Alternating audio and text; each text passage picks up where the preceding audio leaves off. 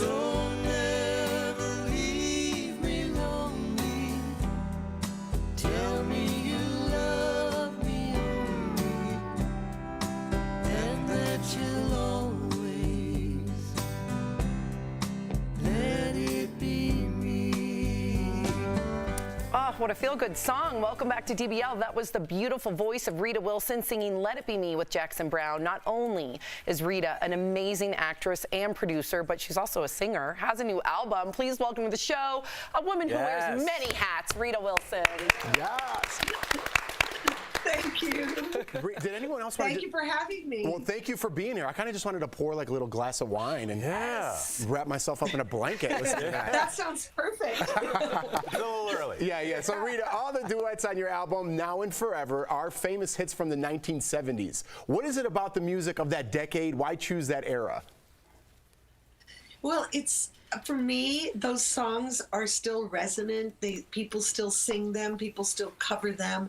And they're classics in an odd way. And I feel like I had this sort of connection in my mind between the Great American Songbook and those songs and the 70s. Because in the Great American Songbook, you had, in many cases, people writing for musicals. And in those musicals, those great writers were writing for people to sing from a first-person point of view.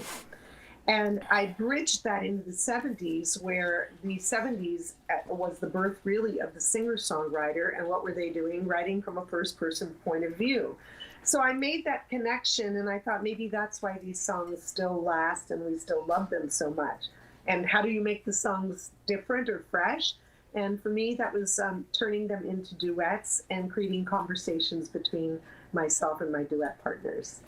Ooh, I live for a musically nostalgic moment, so I'm here for exactly where you're like, I know exactly where. Okay, but okay, let's talk about the gram, because you posted a throwback photo on your Instagram. So how did music help you through your teen years, and was there a specific song you turned to for your musically nostalgic moment to get through tough times?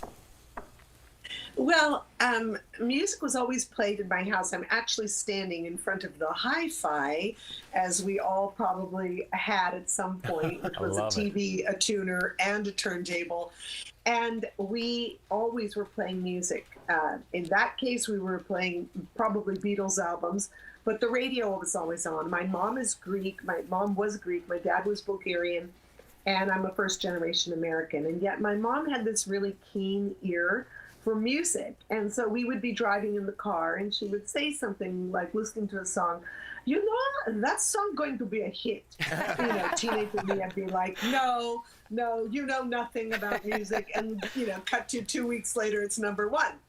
But she also gave me a sense of perspective on how to interpret a song differently. I remember we were listening to Bread's Everything I Own. And she said, what do you think this song is about? And I was like, I think it's about a guy and a girl, and they broke up and they're not together anymore. And she said, yes, but maybe you're never going to see them. It's like, whoa, I'm just trying to go to 31 Flavors. Your mom. Here, but it did sort of bring up that idea that people interpret songs differently. So the 70s for me are those songs. They're just beautiful, modern classics in a way. And music, I'd say, listen, if you go through the whole era of Joni Mitchell, Carole King, Linda Ronstadt, Carly Simon, you know, any one of those songs would have captured my mood. And those women, Stevie Nicks, incredible songwriters. Yeah, and you remember like the times and the places, what you're going through. It just triggers everything. And your album, I mean, let's talk about it. Jackson Browne, Elvis Costello, Vince Gill, Willie Nelson, Smokey Robinson. Those are just some of your duets. Working with so many legends, I have to ask, which recording was the most emotional for you?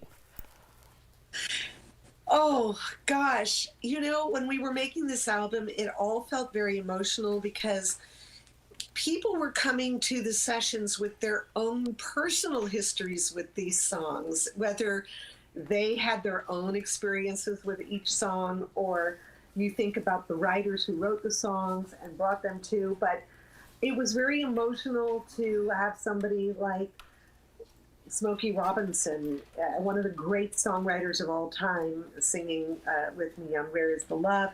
And then there's Willie Nelson and I singing Slip Sliding Away, which to me, if you hear Willie Nelson, who's almost 90, sing a lyric, the nearer your destination, the more you're slip sliding away, one would think, wow, that's evocative. But I don't think anybody is getting anywhere near slip sliding away besides Willie. He's like as young and youthful and vibrant as but even like If with Tim McGraw, the way Tim sings it, you know, this is not his genre.